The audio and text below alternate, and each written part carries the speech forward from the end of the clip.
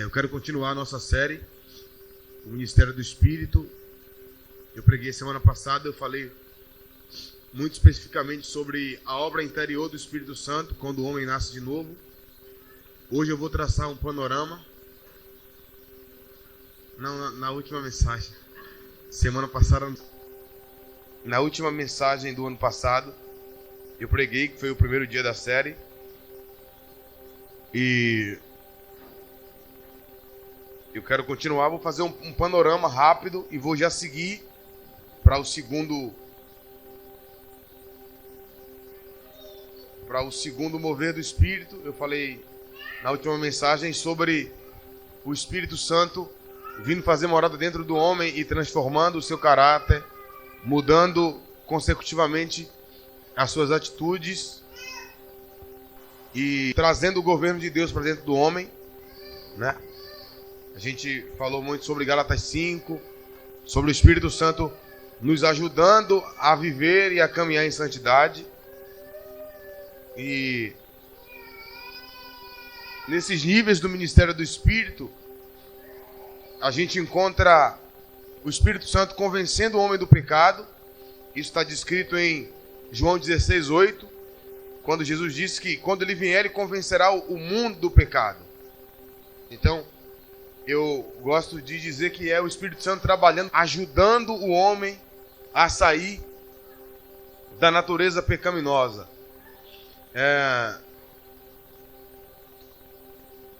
O segundo passo, após o Espírito Santo convencer o homem do pecado, é o Espírito Santo vindo fazer morada dentro do homem, no interior do homem. E isso nós chamamos na teologia de regeneração, bíblica, né? Novo nascimento, nascer de novo, é o momento em que o Espírito Santo já convenceu o homem do pecado e agora fez morada no seu interior. É por isso que não faz muito sentido cantarmos músicas pedindo a Deus para fazer morada em nós, porque Ele já habita em nós. Então, se você cantava até hoje que você quer que Deus venha morar em você, não é por aí. O que nós queremos agora é que Deus venha morar na terra. A gente quer avivamento, mas nós já temos Ele no nosso interior. Ele habitando dentro do homem, é uma promessa que é reiterada. Ela aparece por vezes no Antigo Testamento, mas ela é repetida no Novo Testamento pela boca do próprio Deus em carne na pessoa de Cristo. João 14, versículos 16 e 17, Jesus está habitando com os discípulos, está habitando entre os homens e está tabernaculando, está morando no meio dos homens, fisicamente.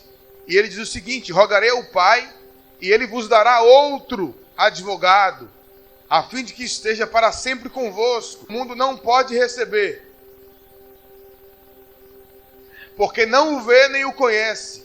Vós o conheceis, porque Ele vive convosco e estará em vós. Você compreende isso? Olha o que Jesus vai dizer. O Espírito da verdade, que o mundo não pode receber. Um dia eu vi uma cantora, na época ela era crente ainda, hoje ela não é mais. Estava num programa, não sei se foi do Leão ou foi o Ratinho, não sei, algum programa aí. E ela começou a falar do Espírito Santo. Essa aí, velho. E aí o apresentador olhou para a criatura e falou: tá, mas como é que faz para receber esse negócio de Espírito Santo? Aí ela dá a mancada do século. Não, todos nós já temos o Espírito Santo, viu? Será que não é esta hora de alguém agir evangelisticamente e dizer: tem que crer em Jesus, tem que nascer de novo, se arrepender dos seus pecados? Não, independente de como você vive, você já tem o Espírito Santo. Em que Bíblia a gente encontrou isso, gente?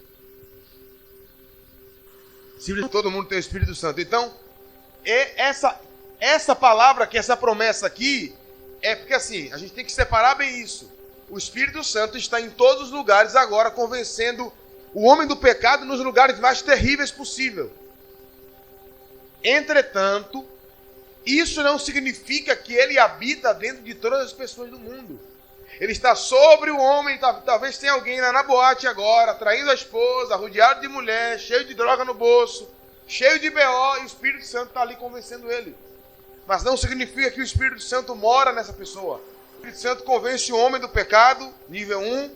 O Espírito Santo, após convencer, faz morada dentro do homem, nível 2. Isso é uma promessa bíblica. Jesus prometeu isso aqui.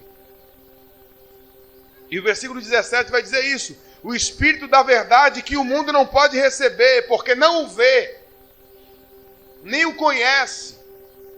Vós o conheceis, porque ele vive convosco. O que é esse convosco ali? Os discípulos também não tinham o Espírito Santo morando dentro deles.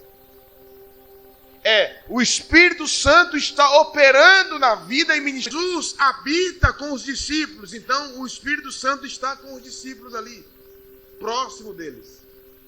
Mas a grande sacada é a última parte do versículo. E estará em vós. Olha para cá, Pedro, Tiago, João, Bartolomeu, Natanael. O Espírito Santo está convosco. Eu estou com vocês, então ele está com vocês também. Mas a ideia é que ele vai estar em vocês. Aqui é novo nascimento. Aqui é algo que só pode acontecer por meio da obra da morte de Jesus e da sua ressurreição. E isso vai se cumprir. O Espírito Santo vindo morar no interior do homem vai se cumprir. E a maioria dos cristãos ainda erra quando alguém pergunta: quando o Espírito Santo veio? A gente lê livros de homens que a gente admira, que a gente gosta, que a gente ouve, mas que ainda assim está errado. Dizendo que o Espírito Santo desceu para a igreja em Atos 2. Gente, não é isso. Abra João capítulo 20, por favor. Escreveu João capítulo 20. Rapaz, fazia tempo que eu não pregava desgosto e eu tinha perdido o traquejo assim, mas tá dando certo aqui, viu? Tá parecendo até que eu não tô nem lendo nada. Olha a Helena lá. Já senta, já tá grande já, Helena. Já senta, já quer ir ficar lá na areia, lá na praia. Meu irmão. Naldo disse que Thalia... Tá vendo aí, irmão? O pau vai quebrar. O pau vai quebrar, nego. Isso vai se cumprir, a promessa de João 14, 16 e 17. Vai se cumprir em João capítulo 20. Olha o que o texto vai dizer. E tendo dito isto, soprou sobre eles e disse-lhes: recebam o Espírito Santo. Eu acredito que todo cristão sabe que o Evangelho, segundo escreveu João, relata episódios que cronologicamente antecedem Atos. Começa Atos, Jesus indo embora. Como é que acaba João?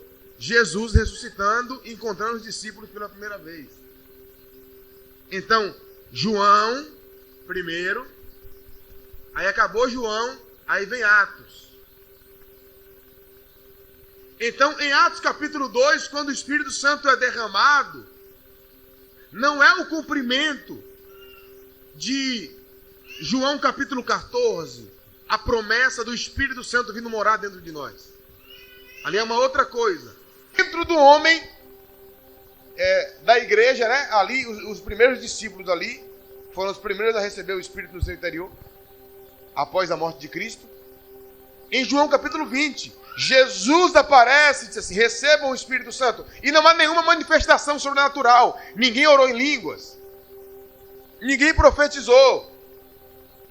Porque o novo nascimento, o Espírito Santo vindo habitar dentro do homem, não necessariamente vai provocar algum tipo de manifestação efusiva, algum tipo de interior. O Espírito Santo vindo habitar dentro do homem, há uma manifestação de poder interior. Você recebe a alegria da salvação, você recebe o amor de Deus.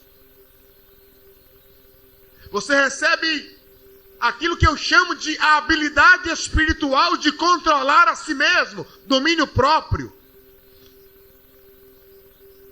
Obviamente que isso não está maduro, né? Tem que frutificar. Você recebe a semente disso.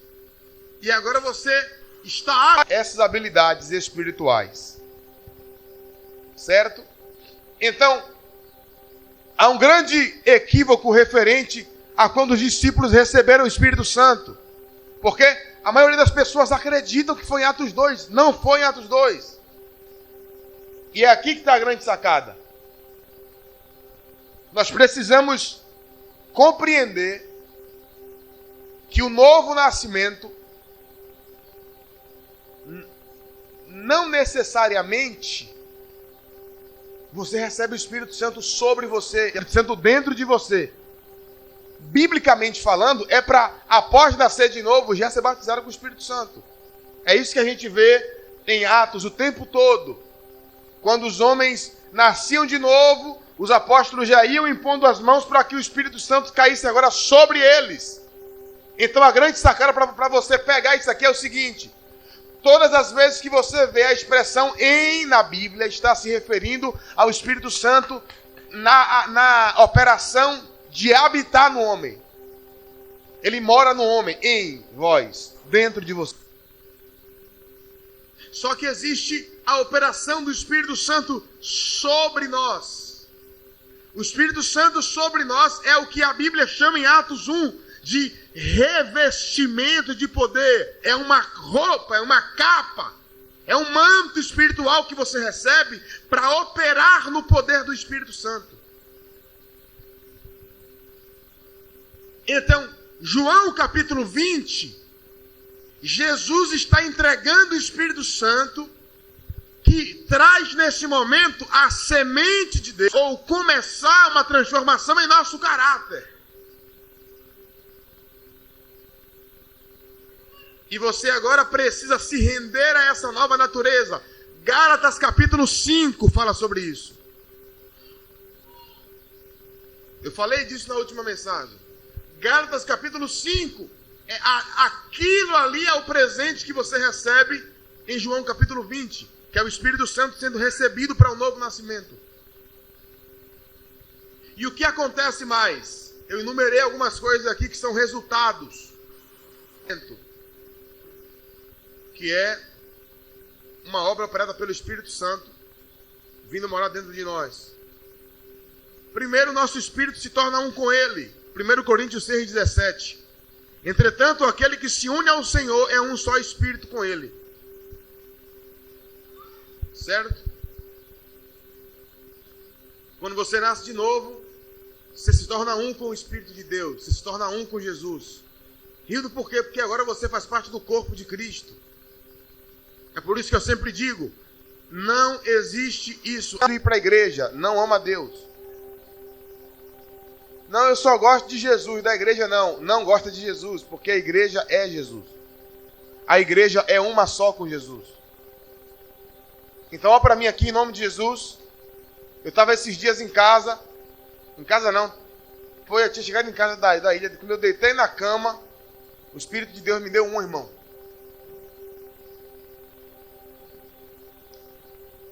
Eu estava pensando, veio sobre a minha mente rapidamente o pensamento sobre a ideia de Deus. E aí o Espírito do Senhor me ministrou: quando você fala mal de alguém, você está falando mal de mim. Quando eu falo mal de Rodolfo, eu estou falando mal de Cristo. Eu estou falando mal da igreja de Cristo. Na hora eu desculpa, Cristo.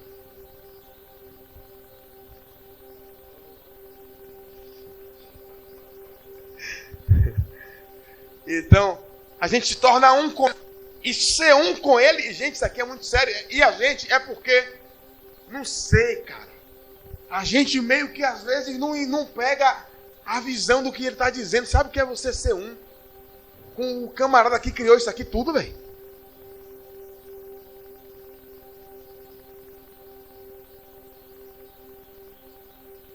Sua mente deve ter ido longe agora. Espero que tenha ido. O que mais que acontece quando eu recebo o Espírito Santo no meu interior? Ou quando nós recebemos? Nós renascemos espiritualmente, do 3 ao 5.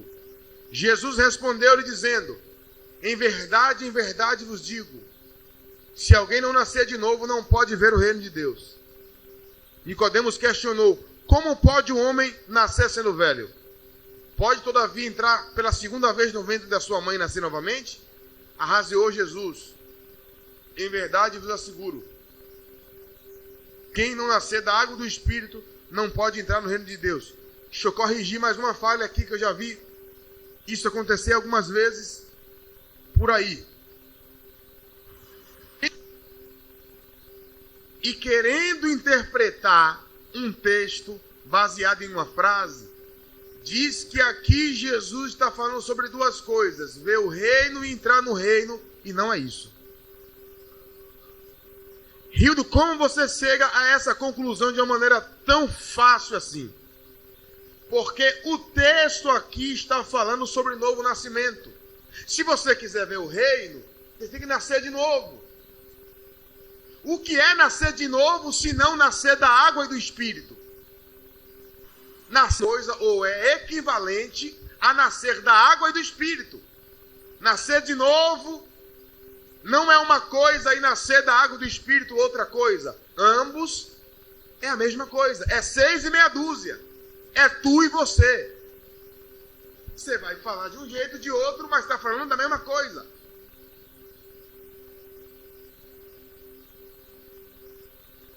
Então, é por isso que eu digo que ver o reino e entrar no reino aqui é a mesma coisa. Até porque ver está se referindo a entrou.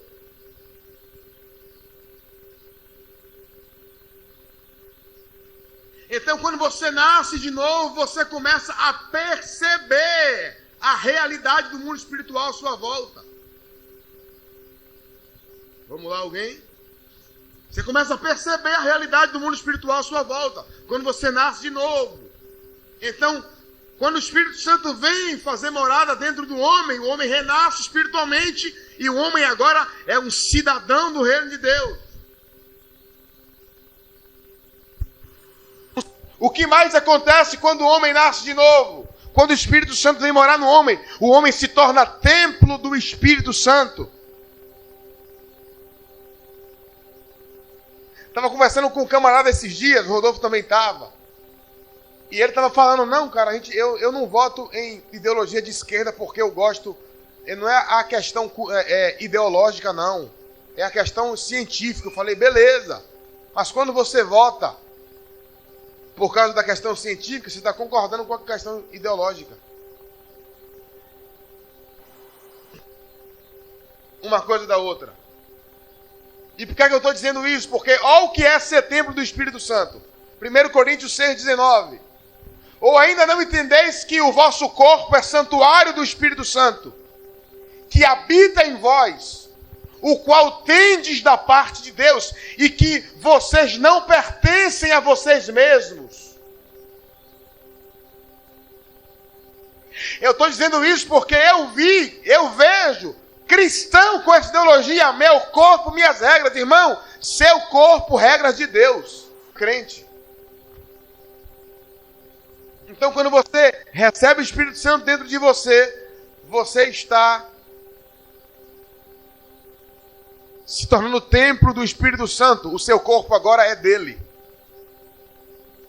E tem gente que pega esse texto aqui para falar: então é por isso que eu não furo a orelha, não uso piercing, nem boto tatuagem. Porque o meu corpo é templo do Espírito Santo. Mas fornica, prostitui, fala mal do irmão, solta palavrão e aí vai. Só ladeira abaixo. Esse quando eu recebo o Espírito Santo no meu interior. João capítulo 20. Quando João capítulo 20 se cumpre na experiência pessoal de cada pessoa, o que mais acontece? Somos guiados na verdade. João capítulo 14, versículo 26, olha o que Jesus vai dizer. Mas o advogado, o Espírito Santo, a quem o Pai enviará em meu nome, esse vos ensinará toda a verdade e vos fará lembrar daquilo que eu disse. Então, quando você recebe o Espírito Santo de andar na verdade, de ser guiado pela verdade, de não ser enganado, só tem que se render, né, a essa nova natureza. O que mais acontece? E é o último tópico que eu vou recapitular aqui. Gálatas 5:22. Você começa a frutificar o caráter de Cristo. Quando o Espírito Santo vem morar dentro de você, você começa a frutificar o caráter de Cristo. Você recebe a semente, essa semente vai produzir. Entretanto, o fruto do Espírito é amor, alegria, paz, paciência, benignidade, bondade, fidelidade, mansidão, domínio próprio. Olha para mim, as pessoas, estava conversando com um cara esses dias, e eu tive muita paciência, porque não é alguém do nosso contexto. Ele estava falando, porque a minha sogra não me reconhece como homem de Deus, eu entendo que é culpa minha, eu vou voltar, aí para lá, não vou mais de bermuda lá não, varão. Eu, entendi. Só vou de calça agora, camisa social, para ela voltar a me respeitar, ela não me respeita mais. Aí eu, entendi, cara.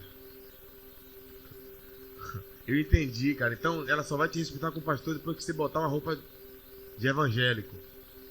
Entendi. Aí eu deixei ele falar. Não falei nada. Mas deixa eu dizer para você aqui. A única maneira pela qual, ainda que nem eles saibam disso, a única maneira pela qual o mundo vai reconhecer que nós somos do reino de Deus é por meio disso aqui. Ou a gente, eu quero que você me escute bem isso aqui, porque isso aqui é muito sério. Ou a gente se compromete em viver o que está aqui em Gálatas 5, ou tem alguma coisa errada com a gente. E deixa eu lhe dizer uma coisa. O amor bíblico, cara, é muito sério isso aqui. É totalmente diferente do que colocaram na nossa cabeça.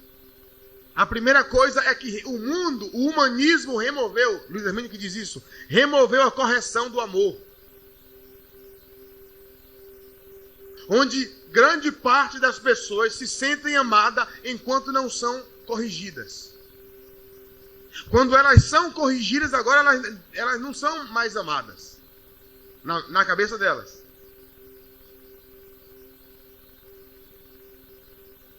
Esses dias na inauguração lá do novo governo, tinha alguém dizendo, e aí eu piro, velho,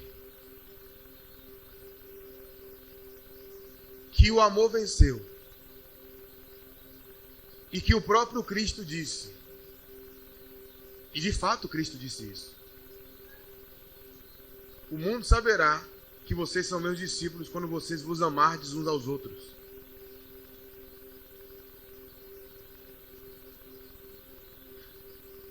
Em algum momento da história, alguém pegou a palavra amor, que é uma das definições de Deus, e transformou essa palavra em uma coisa que ela não é.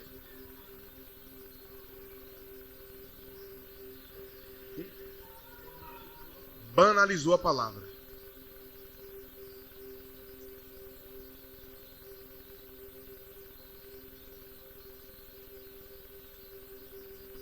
O que é que aquelas pessoas que estavam lá estavam dizendo com isso?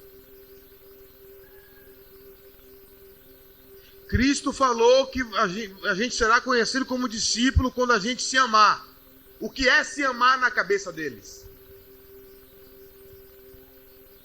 Se você é crente de verdade, você tem que aceitar que eu sou gay, tem que me aceitar em sua igreja e tem que deixar eu ser gay lá na sua igreja.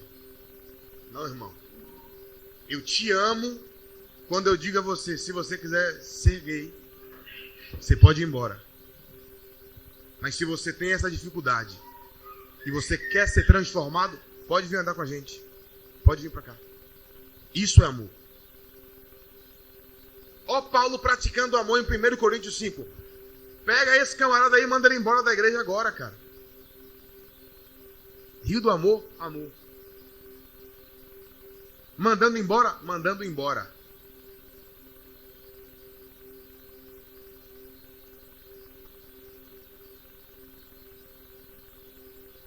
O escritor aos Hebreus, que eu acredito que foi Paulo que escreveu Hebreus, deixou isso bem claro. que não há disciplina para quem Deus não tem como filho. Uma das maneiras de Deus provar o seu amor pelos seus filhos é corrigindo.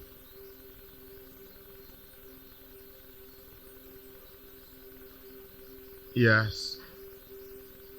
E Deus nos disciplinando é a prova de que somos filhos. É a prova de que estamos inseridos na paternidade de Deus.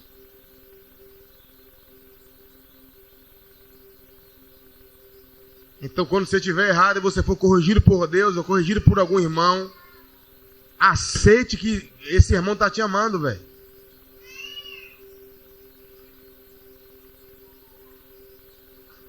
E outra coisa, sobre amor ainda, eu não amo a Deus o quanto eu choro. Eu amo a Deus o quanto eu obedeço. Aquele que me ama guarda os meus mandamentos, João capítulo 14. O amor de Deus é doutrinário, meu amigo. E aí que está a grande sacada. Eu tenho que amar a Deus acima de tudo. Como é que eu amo a Deus? Obedecendo. Aí agora ele diz assim, ó, e agora você ama o seu próximo.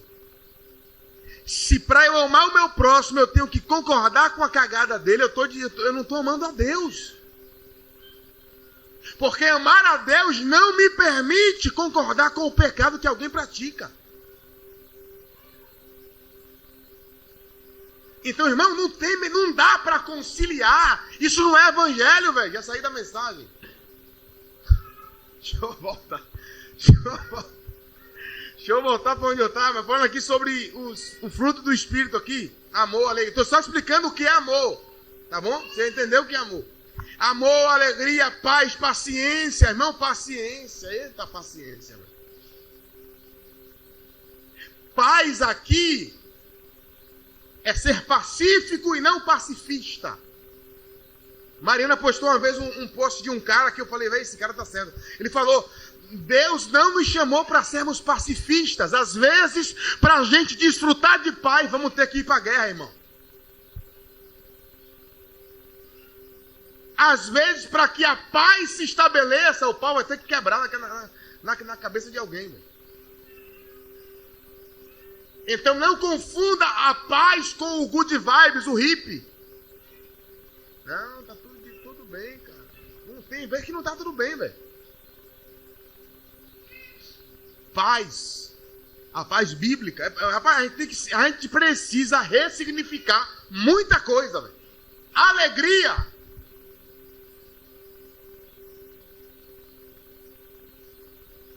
Alegria não é uma coisa que é para ser, tipo assim...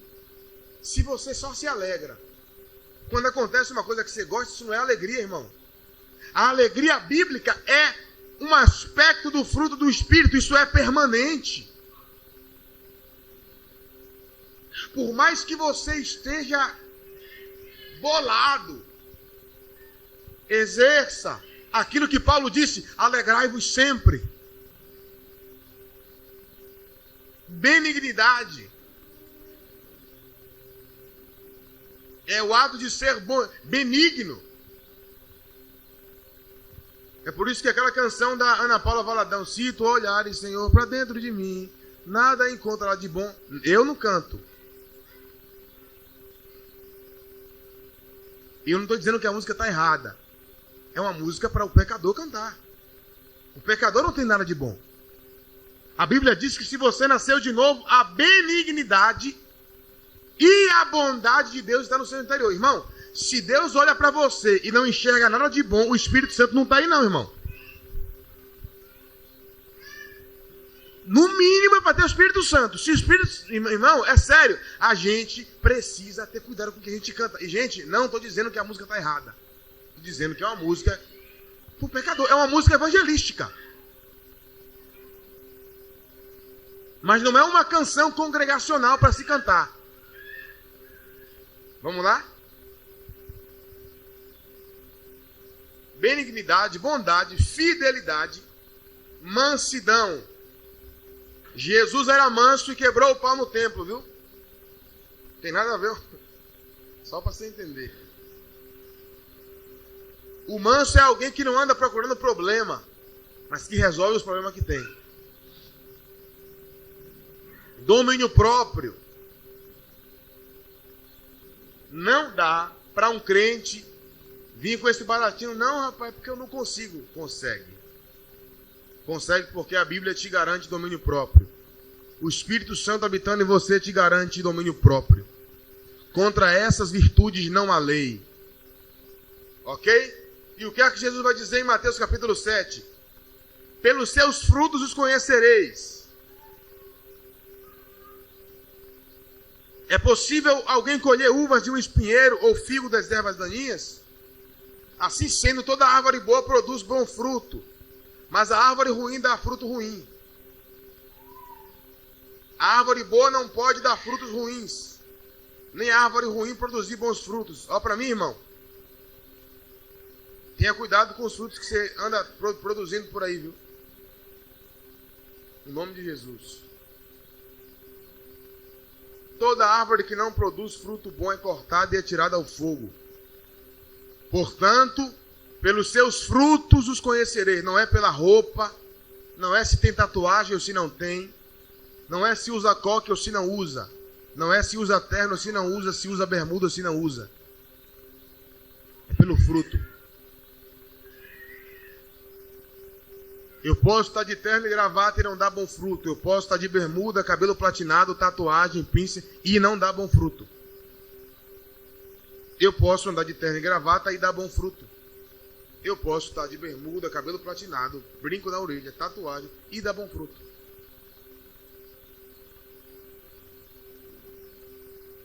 Então é pelo fruto que se conhece o cristão, e fruto é o que está em Gálatas capítulo 5, versículo 22. Isso é o fruto.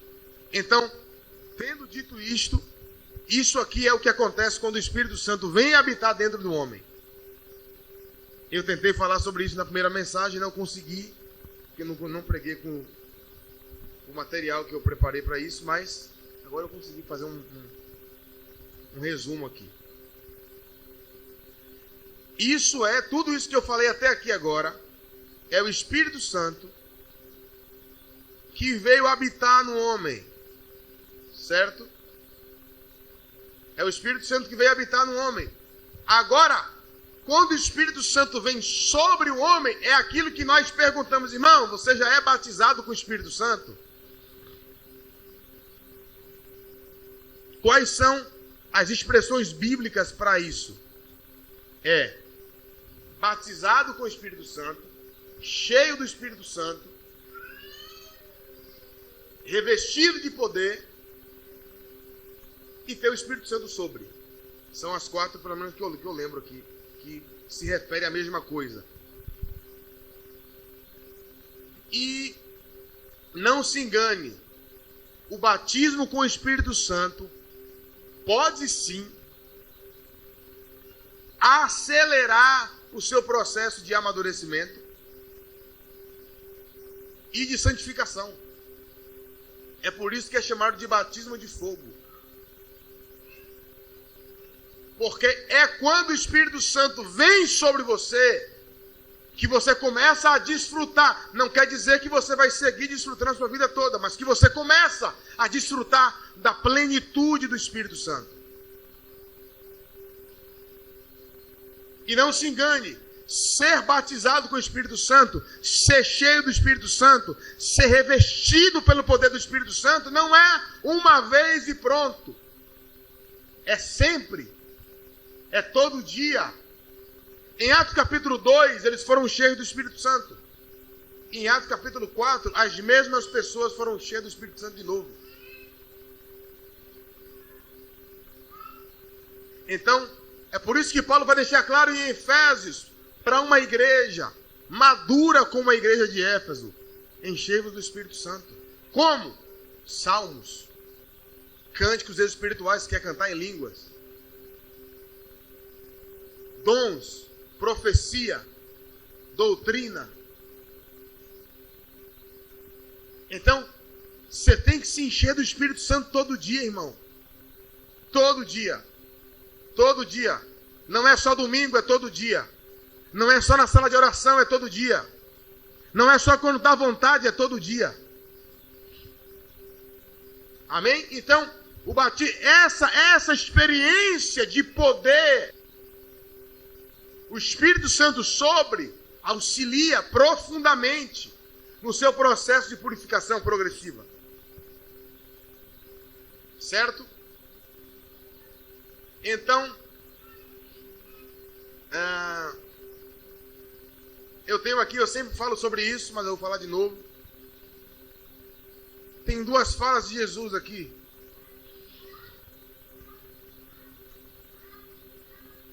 Importantes. Atos 1:8. Contudo recebereis poder do Espírito Santo, quando ele descer sobre vós, e ser-me-eis testemunhas.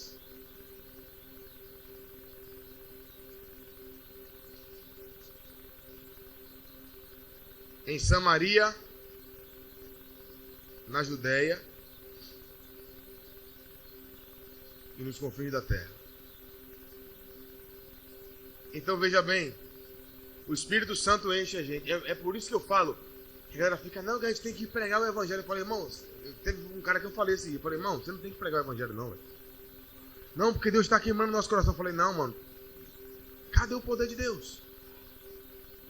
Pra gente ir pra praça, juntar gente mesmo crente, e ficar lá cantando só a gente crente. Eu canto a gente crente dentro de casa, irmão.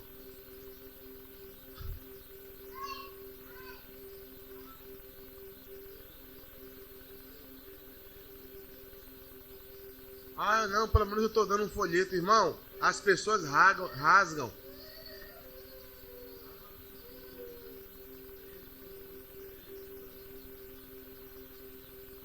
Não lê. Teve um primo meu que disse assim, Hilda, eu só não fumo maconha com aquilo ali. Porque não presta, que tem tinta. Senão eu ia pegar, ia amassar e ia fumar. Falou assim, eu quero que sente comigo para conversar comigo, me explicar isso aí, velho. Me explicar por que eu vou pro inferno. Me explique por que eu vou pro inferno. Eu quero sentar, eu não quero ficar brigando, não. Eu só quero que me explique, velho. Chega com o folheto, me entrega e sai. Aí eu pego a massa e jogo fora na frente, assim. Nada contra o folheto, irmão. Mas sem poder não funciona, velho. Não funciona. Então Jesus só libera a sua igreja para a obra de evangelização quando ela é empoderada pelo Espírito Santo. Ok? Olha o que o apóstolo Paulo vai dizer em 1 Coríntios capítulo 2, versículos 4 e 5. Minha mensagem e minha proclamação não foram de palavras persuasivas de conhecimento, mas constituíram-se em demonstração do poder do Espírito, para que a vossa fé não se fundamente em sabedoria humana, mas no poder de Deus. Aqui é Paulo que está dizendo, viu? Joga na conta dele. Eu preciso ir pregar o Evangelho debaixo do poder de Deus.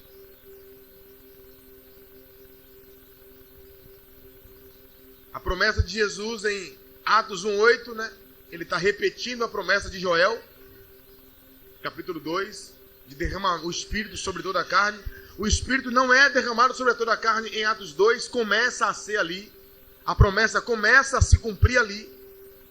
E se estende sendo cumprida até que o Senhor venha.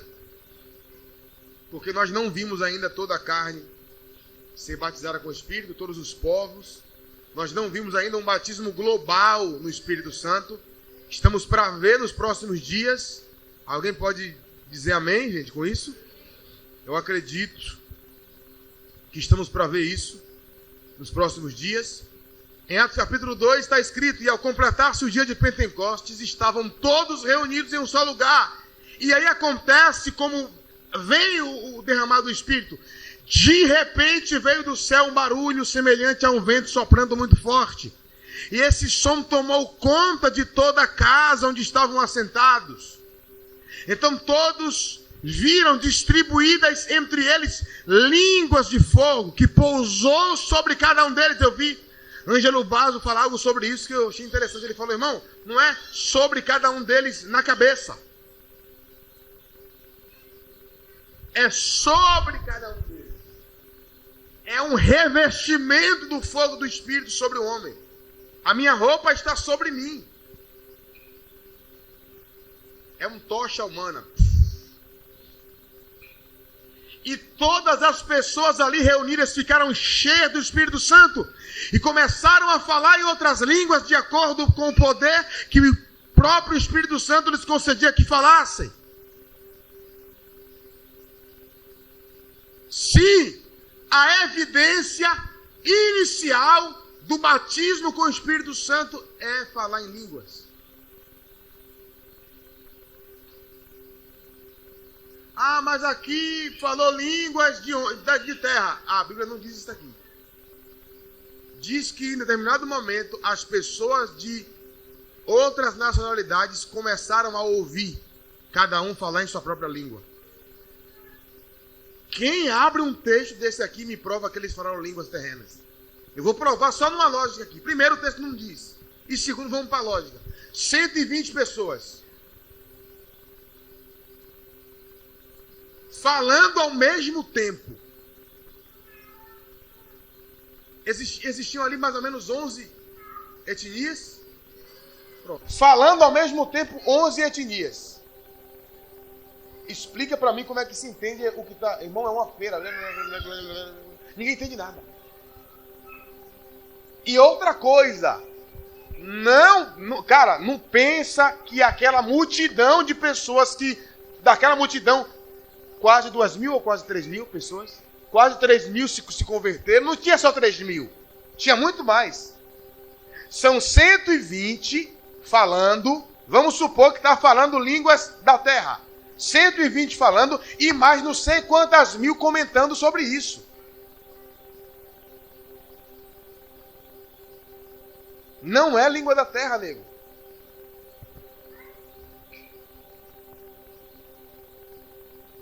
Hernani Santos esses dias estava pregando nos Estados Unidos, em Miami, e aí Deus falou com ele, começa a falar em línguas agora, cara. Ele começou a orar em língua no microfone. Um cara nas ilhas... Como é? Não, rapaz, essas ilhas que tem pra cima lá dos Estados Unidos. Guiana, não sei o que, são umas ilhas, né? O cara tava lá, eu acho que foi lá.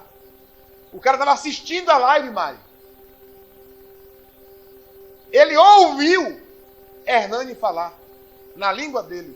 Vem pra cá, você que está aí em tal lugar, você tem que me encontrar logo. O cara arruma um monte de pastor da região dele e desce pra lá, meu. Chega lá e vai falar com o Hernani, pastor, o que o senhor falou? Que era pra gente vir pra cá. Eu não falei nada não, irmão. Não, pastor, aqui é a pregação. Não, irmão, tô falando de línguas aí. David Robertson conta que ele está pregando, tem um francês na frente e um outro cara lá, ou é russo, não sei. E ele está pregando e está um cara sentado na frente cochichando com o outro. E ele está incomodado, revoltado. E ele conta que em determinado momento da mensagem, pararam de cochichar. E no final ele descobre que o cara era francês, né? Italiano, não sei. Não lembro. Era alguma coisa lá, alguma etnia lá ele tinha. E em determinado momento que ele começou a falar em línguas, aquele cara estava entendendo na língua dele agora. E são tantos outros testemunhos de homem de Deus. David Robertson conversando com um homem de uma nacionalidade diferente. Esse foi do italiano.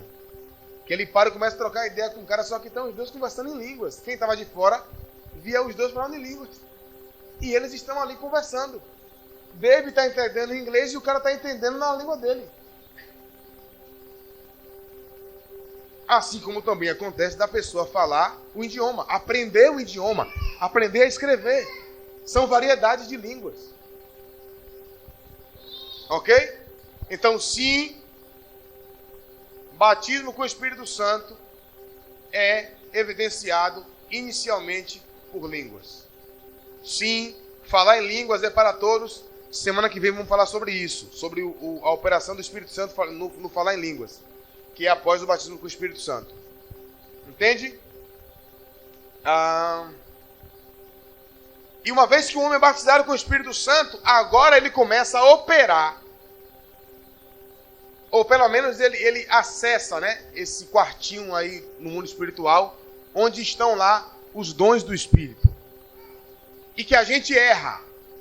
O que é que eu digo? Eu recebi um dom do Espírito quando eu opero no dom.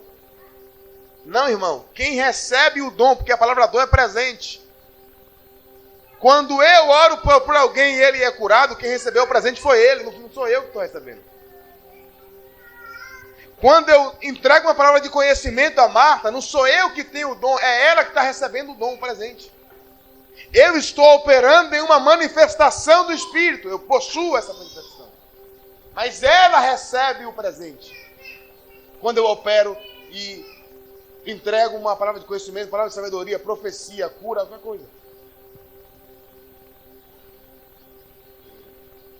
Então, está em 1 Coríntios 12, ali, o que é que esse revestimento de poder causa.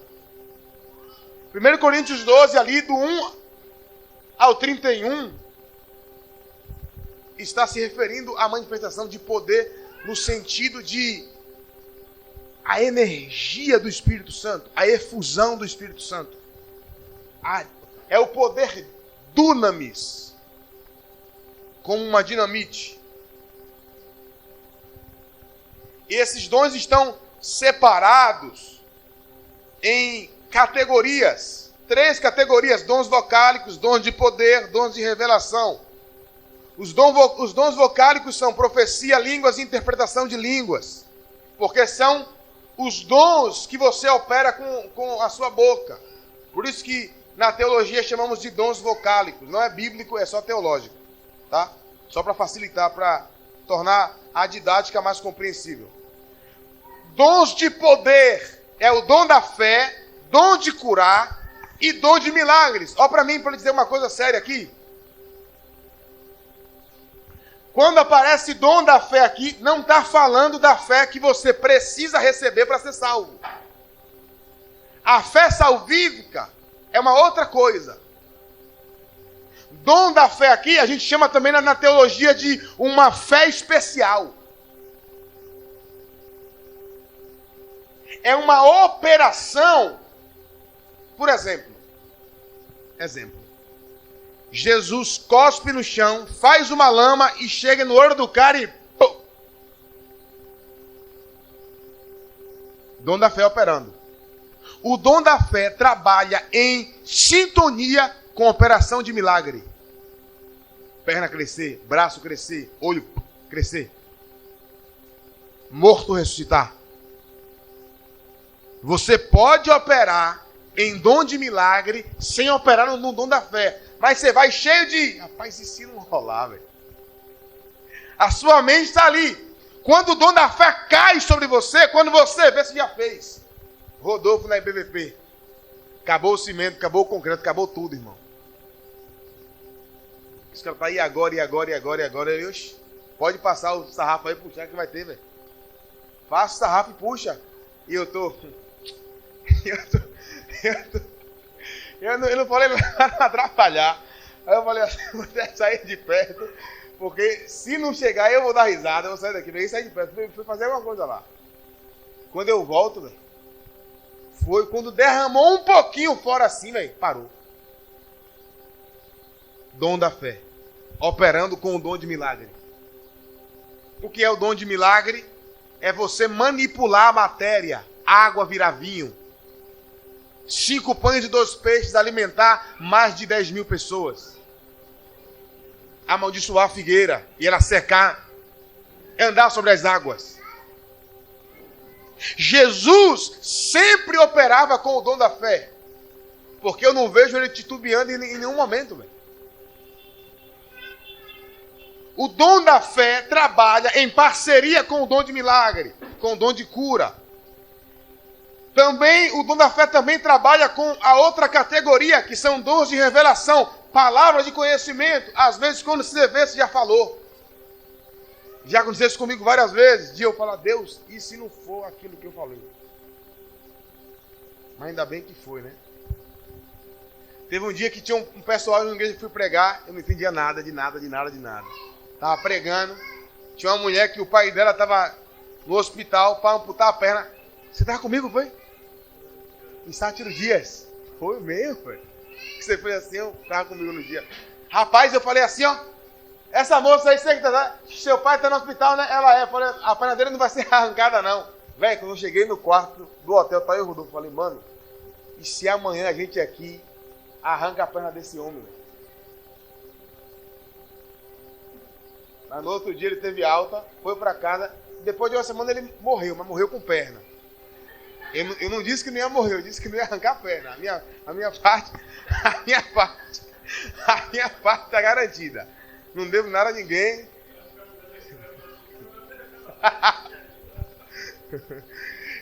Então, dons de revelação é palavra de conhecimento. O que é palavra de conhecimento? É quando uma coisa que só Lucas sabe sobre ele, eu estou aqui e não sei de nada e falo isso aqui. Como palavra de conhecimento pode se manifestar também? Eu começo a sentir uma dor no meu estômago que não é minha, eu não tenho essa dor. E tem alguém no ambiente sentindo essa dor, ou alguém está chegando com essa dor. Eu estava em um tempo de jejum na ilha uma vez, e o Espírito de Deus caiu num dia que eu ministrei lá, e os dons do Espírito se esparramaram pelos jovens. E uma menina chamada Renata, em um culto, ela falou, Riro, eu estou me sentindo muito mal. Me abraço, peguei, abracei, ela ficou chorando, eu falei, isso não é seu. Aí ela olhou para mim assim, ela o quê? Eu falei, você tem que procurar quem é. Ah, tá. Aí ela saiu andando, daqui a pouco ela olhou para uma menina, a menina, ela agarrou a menina, velho. Depois que ela ministrou essa menina, ela veio, velho, passou. Eu falei, não era seu. E depois a menina falou, não, porque eu estava assim. A menina recebeu a cura naquele momento. Mas Deus estava comunicando a dor daquela pessoa com uma outra pessoa. Palavra de conhecimento. Você pode ter uma palavra de conhecimento por meio de um sonho. Eu sonhei hoje que um amigo meu terminou lá o noivado dele. E aí eu dei um João sem braço. E aí, mano, já casou? Ele, não, mano, terminei. Falei, eu tive um sonho hoje sobre isso aí com você, vou orar por você.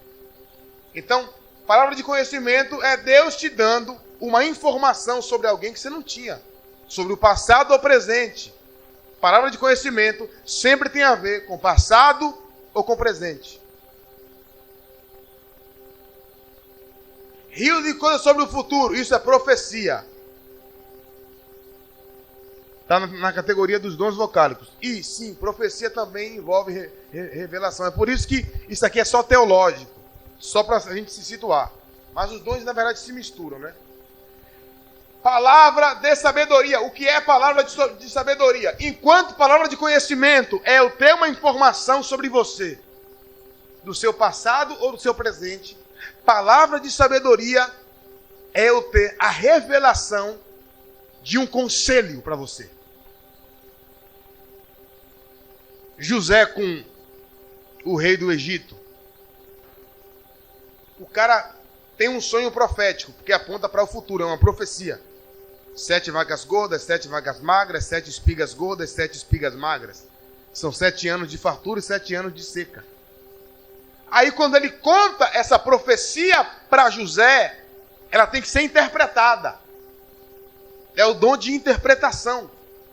Que eu acredito que o dom de interpretação de línguas não é só de línguas, da variedade de línguas, mas a interpretação de uma linguagem espiritual. É para sonho também. Quando ele conta o sonho, José interpreta o sonho. E agora José vai fluir em palavra de sabedoria. Rapaz, você tem que arrumar um homem inteligente para guardar a quinta parte de tudo aquilo que vocês ganharem. Palavra de sabedoria.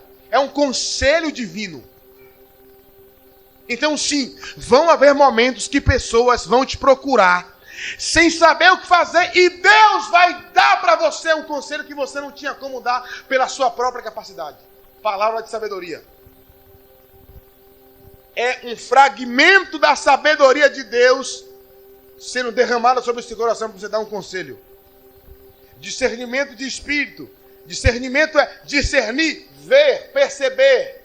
Discernimento de espírito é o que te possibilita perceber se alguém está pregando e aquilo é demônio ou é espírito de Deus. Discernimento de espírito é o que faz Paulo perceber demônio por trás de um elogio. Atos 16. Isso é um homem de Deus. Paulo, sai, Satanás. Discernimento de espírito é você perceber quando alguém na rua está falando com você ou quando é um demônio falando por aquela pessoa.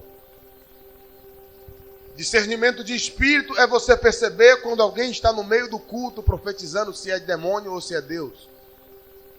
Discernimento de espírito também envolve o que não aparece aqui como um dom, porque está no discernimento de espírito, visão, ver, discernir, ver anjo, ver demônio, ver o mundo espiritual aberto. Discernimento de espírito é discernir tudo aquilo que é espiritual. Perceber o mundo espiritual por dentro. Ok? E o que é que eu faço com essas operações do Espírito? Abra aí 1 Coríntios 14, 12. Enquanto isso eu bebo uma água.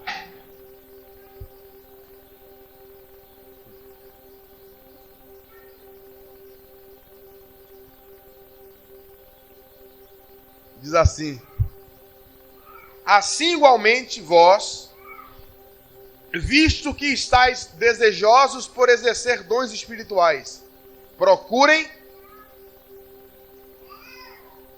progredir.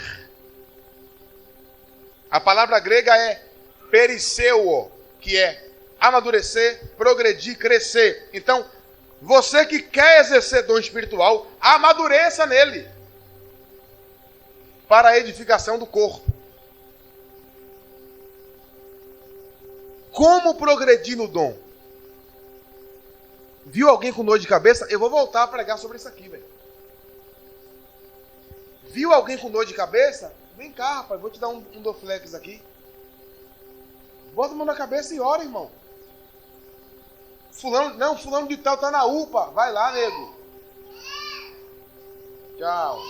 Tchau. Deus abençoe. É assim que se amadurece nos dons. Rildo quer amadurecer nos dons. Teve uma impressão sobre alguém? Vai e conta. Pô, eu sinto isso aqui, isso aqui, isso aqui. Faz sentido? Pô, não faz sentido nenhum não. Tá tranquilo, beleza.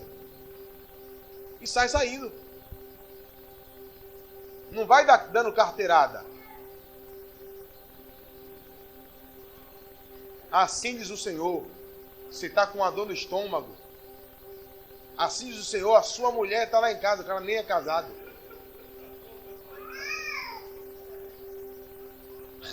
Está fazendo o quê? Subirá disse que ele chegou um dia em um restaurante com o filho dele, velho. O filho dele levantou, foi no garçom e fez exatamente do jeito que ele ensinou. Israel, cresce no dom, não vai dando carteirada, velho. Isso aqui, isso aqui, isso aqui, isso aqui faz sentido para você? Daqui a pouco vem o garçom chorando. Opa, aquele menino ali é seu filho? Você não é. Deus abençoe aí, viu? Deus abençoe. E sai chorando. A filha de Luciano chegou para um casal. Ela sentiu algo sobre gravidez. Perguntou, vocês têm filho? Não. Vocês estão tentando ter filhos?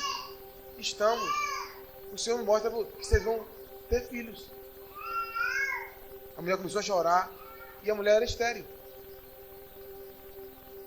Perguntar não ofende e também é vida de passar vergonha. Progredir no dom, cara.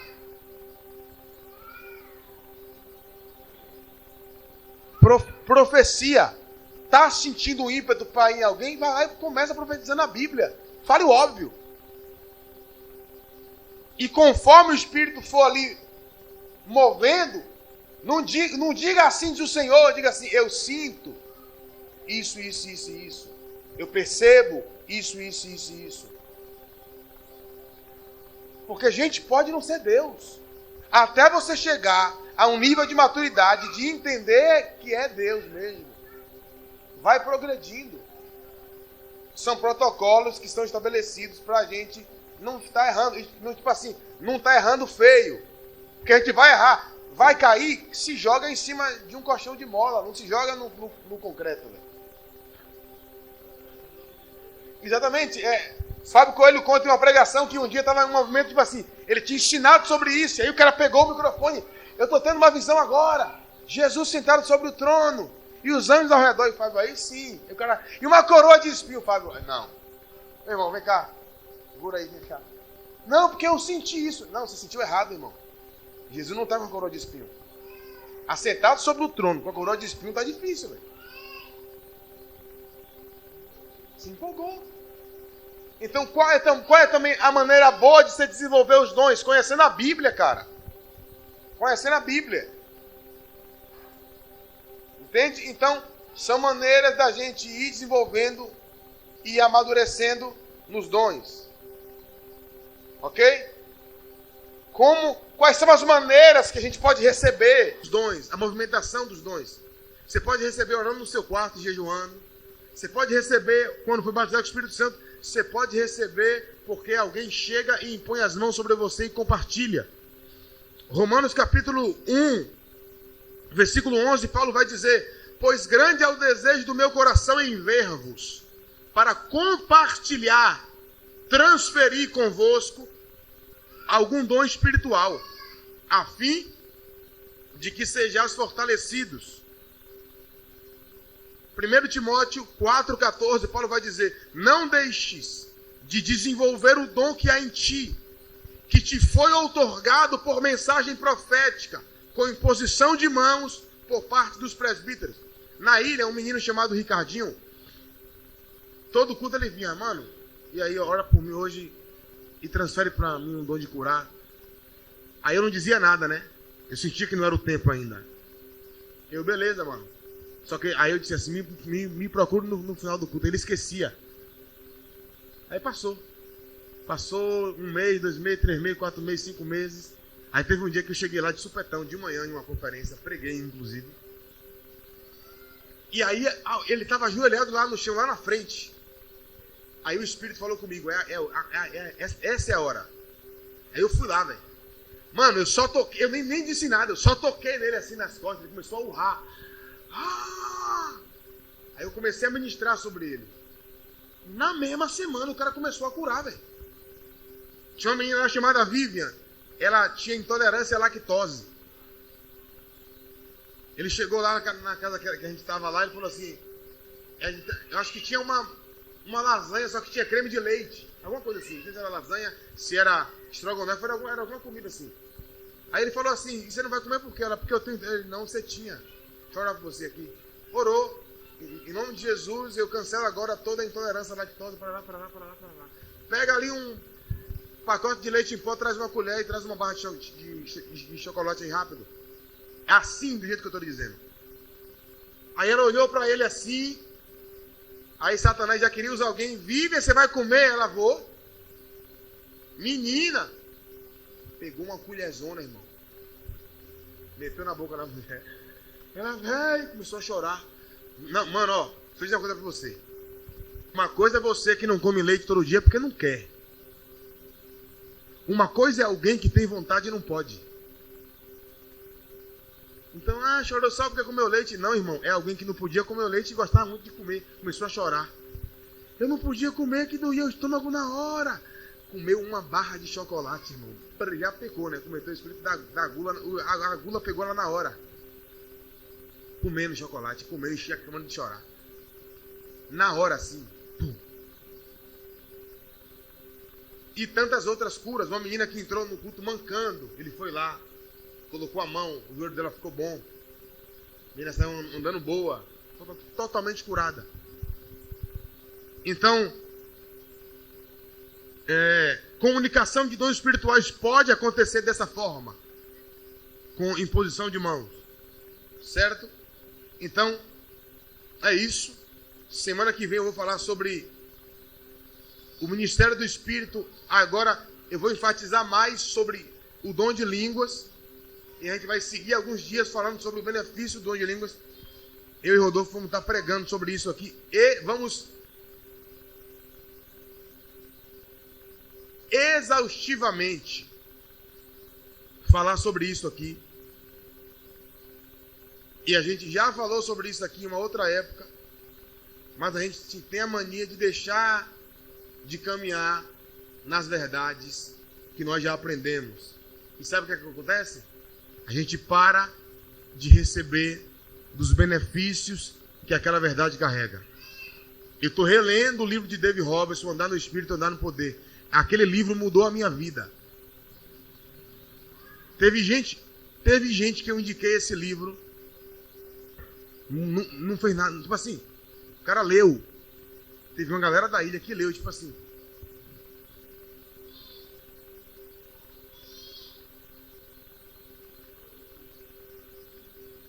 Esse lance de revelação tem muito a ver com o que você faz com ela.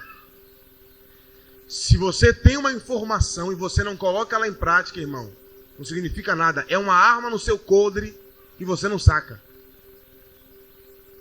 Não vai sair bala dela só porque você tem a arma. Então, deixa eu chamar a atenção dos irmãos dessa igreja aqui. Irmão, em nome de Jesus, aquilo que a gente ensina aqui, coloca em prática, velho.